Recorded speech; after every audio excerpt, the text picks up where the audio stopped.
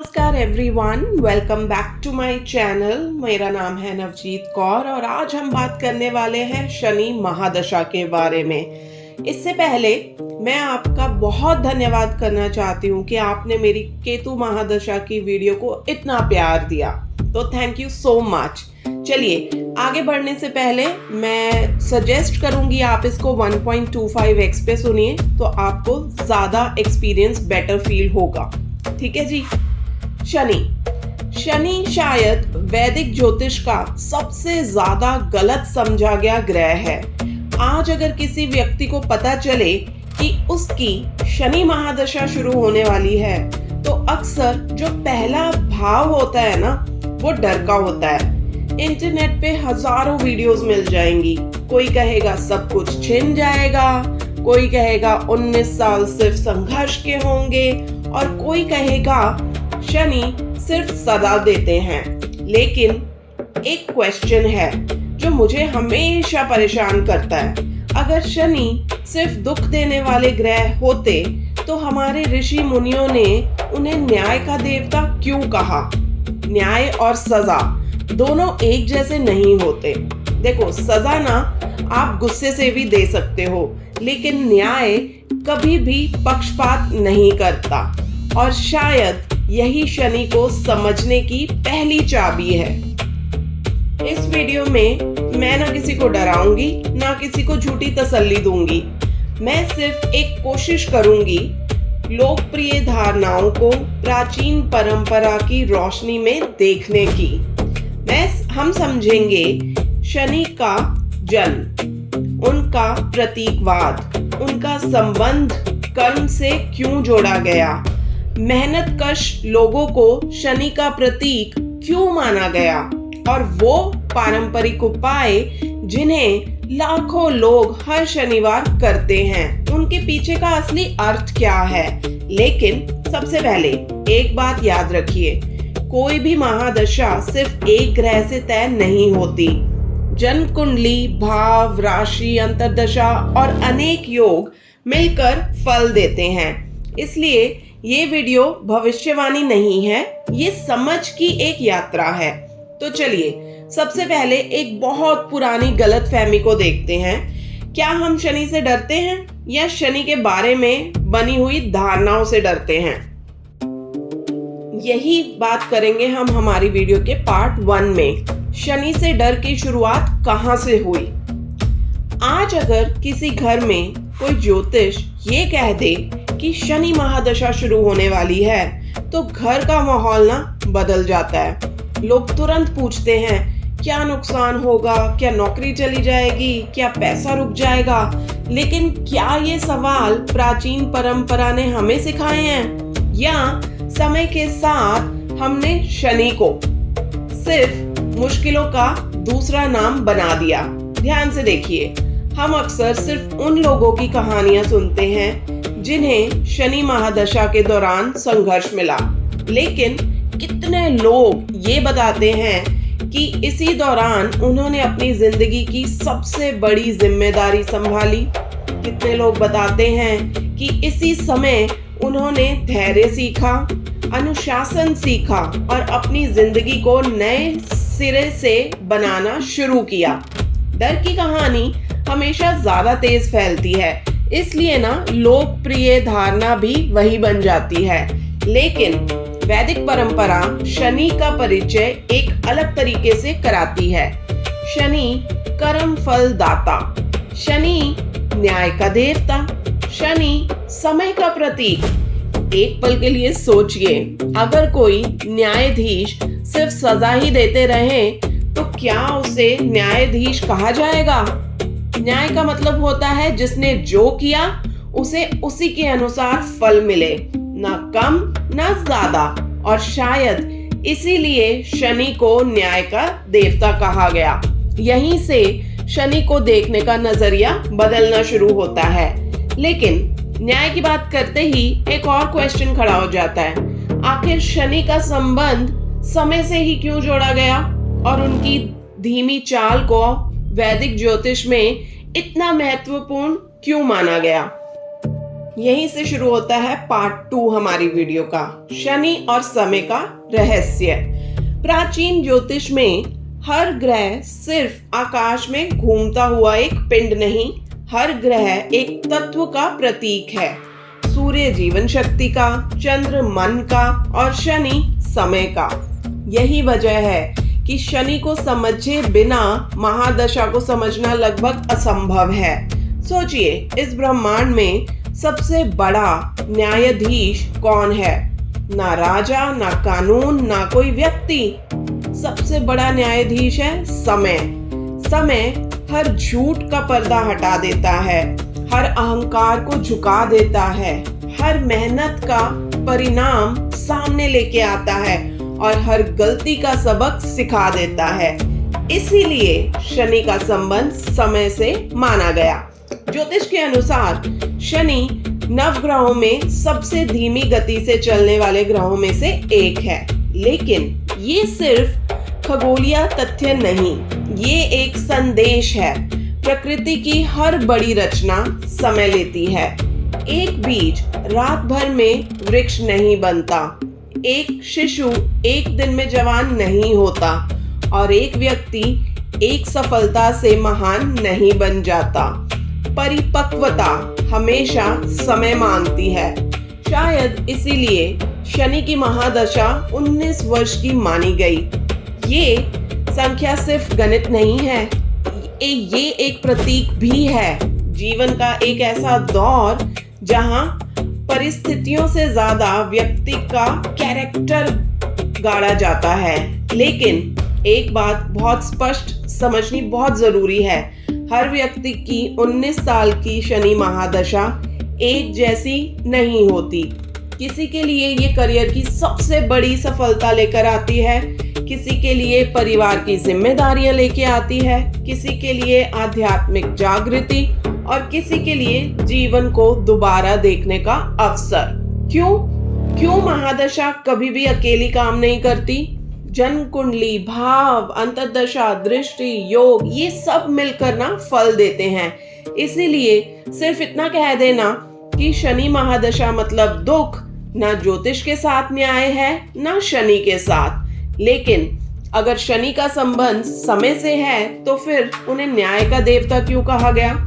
कर्म और न्याय का शनि से रिश्ता आखिर शुरू कहां से हुआ, ये अब हम डिस्कस करेंगे हमारे पार्ट 3 में। कर्म फल दाता, शनि को न्याय का देवता क्यों कहा गया? देखो, शनि के बारे में सबसे अधिक बोला जाने वाला शब्द है कर्म फल दाता। लेकिन इसका अर्थ क्या है? क्या शनि हर गलती की सजा देते हैं या इसके पीछे कोई और गहरा सिद्धांत छुपा हुआ है? वैदिक दर्शन बार बार बात कहता है, एक कर्म कभी नष्ट नहीं होते। हर कर्म एक बीज की तरह होता है, बीज को फल बनने में समय लगता है। इसीलिए कर्म और समय एक दूसरे के बिना अधूरे हैं और शायद यहीं से शनि का जन्म होता है। ना गुस्से से, ना पक्षपात से, बल्कि न्याय से। इसलिए शनि को कभी रिश्वत नहीं दी जा सकती, उन्हें प्रभावित किया ही नहीं जा सकता। उनके लिए ना कोई बड़ा है ना कोई छोटा, ना राजा है ना भिखारी, ना धन ना जात पात, सिर्फ कर्म। इसी वजह से प्राचीन परंपरा में शनि को गरीबों, मेहनत कश लोगों और समाज के उन वर्गों से जोड़ा गया जिन्हें अक्सर नजरअंदाज कर दिया जाता है। ये ना सिर्फ सामाजिक संदेश नहीं है, ये ज्योतिष का प्रतीकवाद है। क्योंकि जो व्यक्ति मेहनत का सम्मान नहीं करता ना, वो शनि के तत्व का सम्मान कैसे कर पाएगा? देखो, जो इंसान अपने घर में काम करने वाले व्यक्ति को अपमानित करता है लेकिन सैटरडे को तेल दान करने चला जाता है, क्या उसने वास्तव में शनि को समझा? बिल्कुल भी नहीं। हो सकता है इसीलिए प्राचीन परंपरा सिर्फ पूजा की बात नहीं करती, व्यवहार की भी बात करती है। न्याय घर से शुरू होता है, अपने कर्म से शुरू होता है, अपनी जिम्मेदारी से शुरू होता है और शायद इसीलिए शनि का सबसे बड़ा उपाय मंदिर पहुंचने से पहले इंसानियत तक पहुंचना है। लेकिन अगर मेहनतकश लोग शनि का प्रतीक माने गए हैं, तो फिर कौवा, काला कुत्ता, काले तिल, सरसों का तेल और शनिवार, इन सब का संबंध शनि से कैसे बना? यहीं से शनि का प्रतीकवाद का सबसे इंटरेस्टिंग अध्याय शुरू होता है। तो आगे बढ़ते हैं हमारे पार्ट 4 में। शनि का जन्म कहानी नहीं है, ये एक प्रतीक है। जब भी शनि का नाम आता है तो अक्सर उनके जन्म की कहानी भी सुनाई जाती है, सूर्य, संजना और छाया। लेकिन अगर हम इस कहानी को सिर्फ एक पौराणिक घटना समझकर सुनेंगे ना, तो शायद इसका सबसे गहरा अर्थ कभी समझ ही नहीं पाएंगे। परंपरा के अनुसार सूर्य देव की पत्नी थी संजना, लेकिन सूर्य का तेज इतना प्रबल था कि संजना उसे लंबे समय तक सह नहीं पाई। अपनी छाया को अपने स्थान पे छोड़ के वो तपस्या के लिए चली गई। उस छाया से शनि का जन्म हुआ। अब यहाँ रुकते हैं, क्योंकि ये कहानी सिर्फ इतिहास नहीं, प्रतीक भी है। सूर्य प्रकाश का प्रतीक है, अहंकार से एकदम परे, चेतना का प्रतीक, और छाया हमारे उस पहलू का प्रतीक जिसे ना हम अक्सर देखना ही नहीं चाहते। हमारी कमियां, हमारी गलतियां, हमारा अहंकार, हमारा भ्रम। शायद इसीलिए शनि का जन्म छाया से बताया गया। जैसे प्रकृति हमें कह रही हो कि जीवन का ना असली न्याय तब शुरू होता है जब इंसान अपनी ही छाया का सामना करता है। इसी कहानी का एक और लोकप्रिय पहलू है। कहा जाता है कि शनि की दृष्टि बहुत कठोर होती है। यहाँ पे भी सिर्फ शब्दों को पकड़ने की जगह अर्थ को समझना जरूरी है। हो सकता है शनि की दृष्टि का मतलब ये हो कि जब जीवन हमें हमारी सच्चाई दिखाता है तो वो हमेशा सुखद नहीं होती। सच कभी कभी चुभता है, लेकिन सच बदलता भी वही है। इसीलिए परंपरा ने शनि की दृष्टि को परिवर्तन का प्रतीक माना, भय का नहीं। और शायद इसी एक कहानी ने शनि के पूरे स्वरूप को बदल दिया। लोगों ने दृष्टि को श्राप समझ लिया, जबकि परंपरा शायद उसे दर्पण कहना चाहती थी।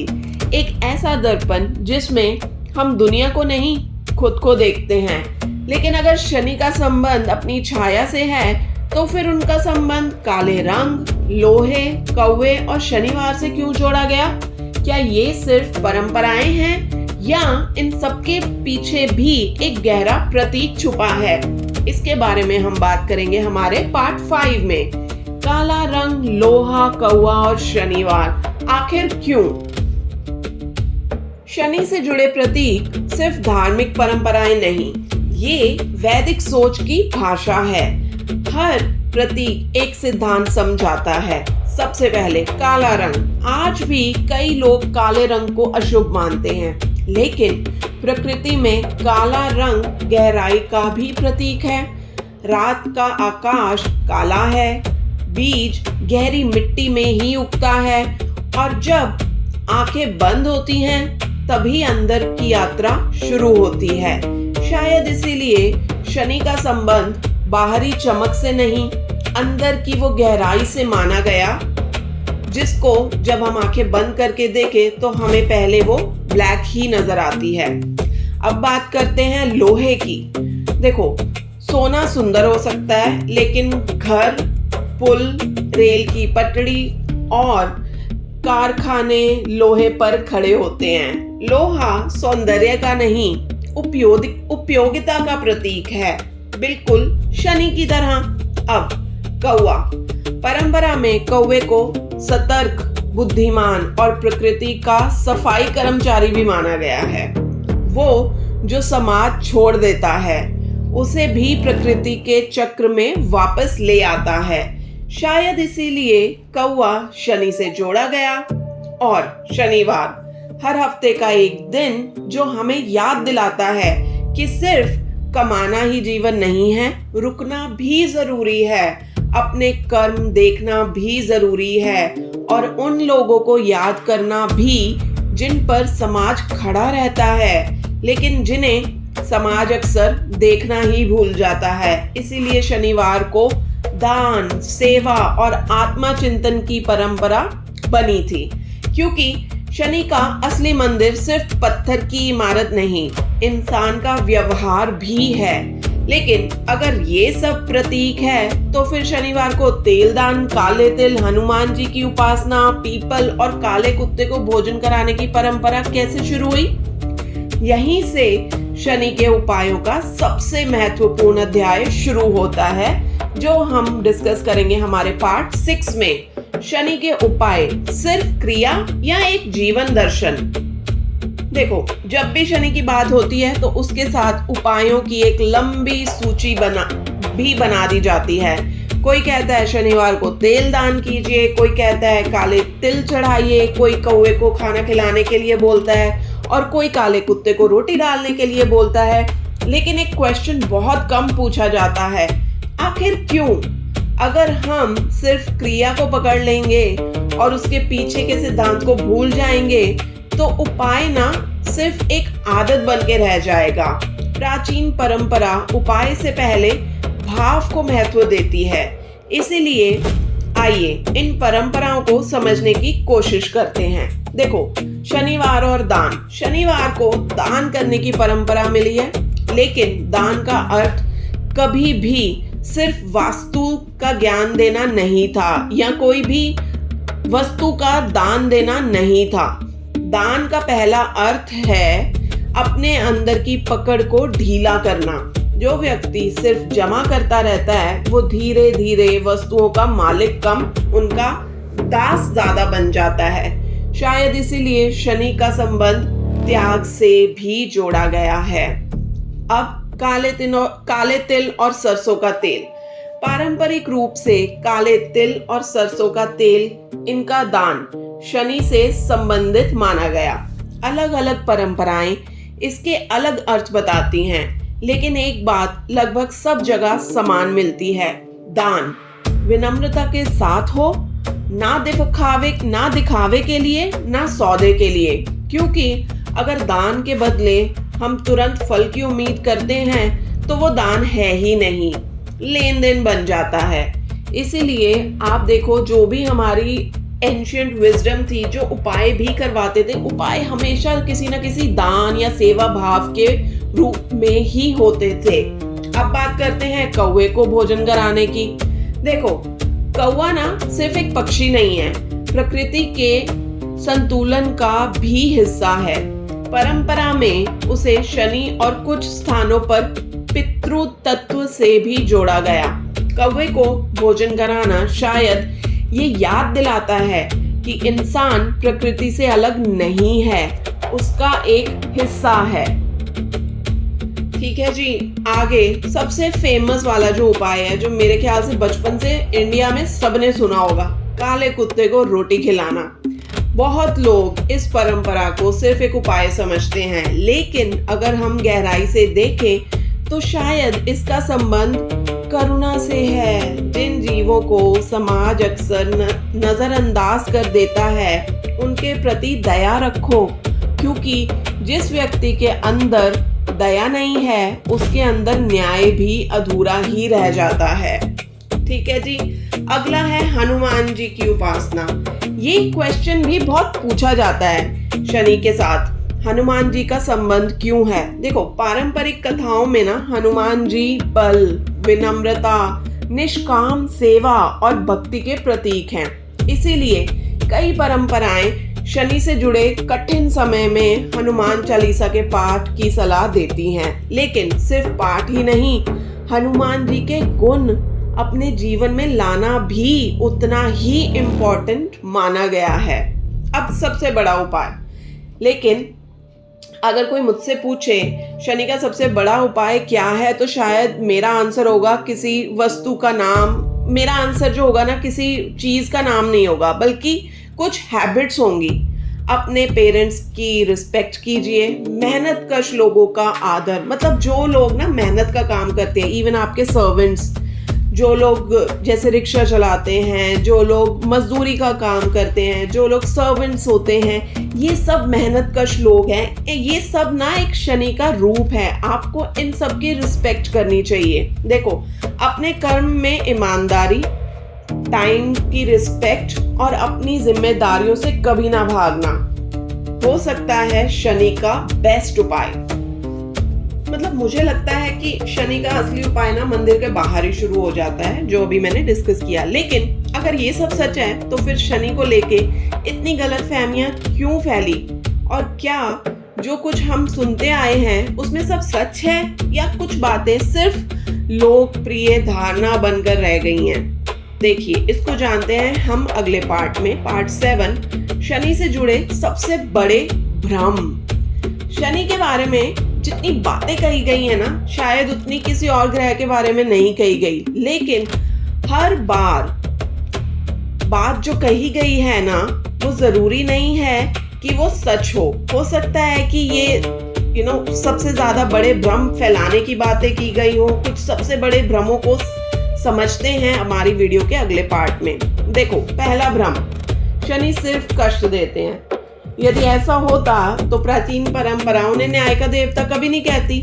न्याय कभी एक पक्ष का नहीं होता, उसमें कठोरता भी होती है और कृपा भी। मैंने पहले भी जैसे वीडियो में बताया कि सजा आप गुस्से में दे सकते हो, लेकिन न्याय आप गुस्से में नहीं। वो हमेशा एक बैलेंस चीज होती है। आपके ही कर्मों का फल होता है जो आपके सामने न्याय के रूप में आता है। दूसरा भ्रम, शनि महादशा में सफलता नहीं मिलती। देखो, हिस्ट्री और अनेक जन कुंडलियों का ना रीडिंग करने के बाद मेरे को तो ये समझ में आया कि ऐसा नहीं है। कई लोगों ने ना अपनी सबसे बड़ी जो सक्सेस है वो शनि की महादशा में ही देखी है। मेरी एक स्टूडेंट है जिनकी मैंने जब कुंडली देखी तो उनकी महादशा खत्म हो चुकी थी। तो अभी वो मुझे पूछ रही थी कि मुझे जॉब चेंज करनी है, दिस एंड दैट उनका सवाल था। तो मैं जब उनको चीजें बता रही थी तो उन्होंने ना खुद बोला कि ना, पता है, मैं आपको बताना चाहती हूँ कि लोग तो बोलते हैं शनि की महादशा, but I can't tell you कि शनि की महादशा में मेरे पास पैसा कहाँ से आ रहा था, मुझे खुद नहीं समझ आया। तो आप देखिए प्लैनेट्स कैसे होते हैं, प्लैनेट्स में आपके खुद के कर्म कैसे होते हैं, बहुत सारी चीजें हैं। आपका खुद का भाव क्या है, आपकी कुंडली में कौन सा प्लैनेट कहाँ बैठा है, किसकी दृष्टि कहाँ है, ये सब मैटर करता है। ठीक है जी। अब देखिए, शनि महादशा सिर्फ नेगेटिव है। फॉरगेट शनि, कोई भी महादशा सिर्फ नेगेटिव हो ही नहीं सकती। ये हर एक की कुंडली के हिसाब से कुछ फेजेस होते हैं। कहीं पे आपको थोड़ा सा स्ट्रगल फील होगा, कहीं आपको सक्सेस फील होगी। हो सकता है कि मेरी जो महादशा है उसमें मुझे सक्सेस फील हो रही है, बट मेरे साथ कोई और है जिसकी सेम महादशा चल रही है और वो बहुत ही ज्यादा संघर्ष कर रहे हों, क्योंकि हम दोनों की कुंडलियां अलग हैं, हम दोनों की भाव अलग हैं। तो ये सारी चीजें बहुत मैटर करती है। तो अगर आपने आज तक ये सुना है कि शनि की महादशा में पैसा नहीं आता, तो ऐसा बिल्कुल नहीं है। शनि जब पैसा देता है तो छप्पड़ फाड़ के देता है। ठीक है जी। तीसरा भ्रम, एक उपाय सब कुछ बदल देगा। देखो जी, ये तो बिल्कुल नहीं है और ऐसा बिल्कुल नहीं होता। यदि सिर्फ एक तेल का दान पूरी जिंदगी बदल देता तो कर्म का सिद्धांत ही खत्म हो जाएगा। पारंपरिक उपाय जीवन बदलने का शॉर्टकट नहीं था, जीवन को बदलने की याद दिलाने वाला प्रतीक था। ठीक है जी। तो एक उपाय से कभी चीजें नहीं होती। आपको शनि तो सिर्फ आपका कैरेक्टर बिल्ड करवाना चाहते हैं, तो वो कैरेक्टर बिल्ड कीजिए। एक दिन तेल डालने से मत सोचिए कि सब ठीक हो जाएगा। चौथा भ्रम, शनि से बचना, शनि से बचना चाहिए। शायद ये सबसे बड़ा भ्रम है। न्याय से बचा नहीं जा सकता, न्याय के साथ जीना सीखा जा सकता है। और शायद शनि का पूरा संदेश भी इसी एक वाक्य में समा जाता है। शनि से मत डरो, शनि के सिद्धांतों को समझो, क्योंकि जो इंसान न्याय, अनुशासन, सेवा और मेहनत को अपना ले, शायद वो शनि से नहीं खुद से मिलना शुरू कर देगा। और इसी के साथ अब टाइम है इस पूरी जर्नी का सार समझने का, एक ऐसा सार जो शायद शनि को लेकर आपका नजरिया हमेशा के लिए बदल दे। न्याय या सजा। देखो, जब हमने इस वीडियो की शुरुआत की थी तब सिर्फ एक क्वेश्चन था, क्या शनि सच में सिर्फ दुख देते हैं? अब इस पूरी वीडियो के बाद शायद इसका आंसर पहले जैसा नहीं रहा। हमने देखा कि शनि का संबंध सिर्फ संघर्ष से नहीं, समय से भी है। हमने समझा कि शनि का संबंध सिर्फ सजा से नहीं, न्याय से भी है।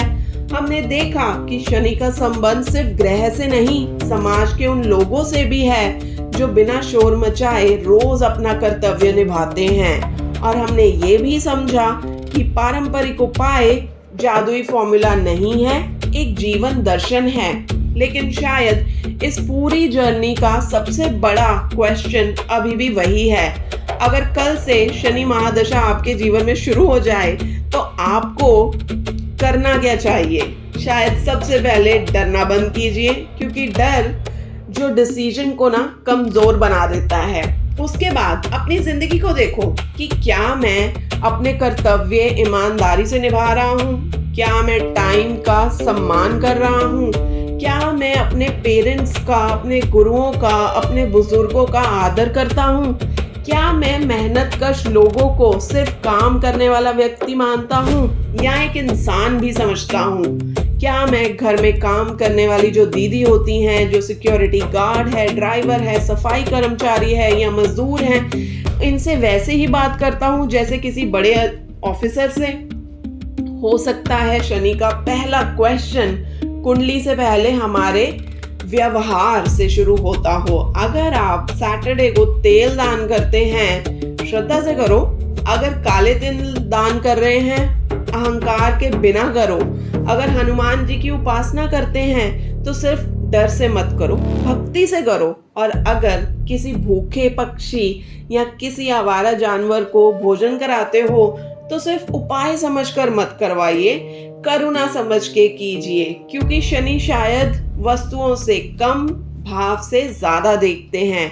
और एंड में एक बात जो शायद इस पूरे वीडियो का सार है, शनि कभी भी हमारे दुश्मन नहीं थे, वो हमारे कर्मों का दर्पण थे। दर्पण कभी चेहरा नहीं बदलता, सिर्फ चेहरा दिखा देता है। इसलिए अगली बार जब कोई कहे शनि आ गए हैं तो शायद आप स्माइल करके इतना जरूर कहेंगे कि अब वक्त आ गया है अपनी जिंदगी को और ईमानदारी से देखने का। और हो सकता है इसी एक विचार में शनि महादशा का सबसे गहरा रहस्य छुपा हो। धन्यवाद। अगर आप इस वीडियो में अभी तक हो तो आई एम श्योर आपको ये वीडियो अच्छी लगी होगी। प्लीज मेरे चैनल को सब्सक्राइब कीजिए, वीडियो को लाइक कीजिए, किसी जरूरतमंद के साथ शेयर कीजिए जो आपको लगता है स्ट्रगल कर रहे हैं, डर में है शनि के, उनके साथ शेयर कीजिए और कमेंट करना बिल्कुल मत भूलिएगा। Thank you so much.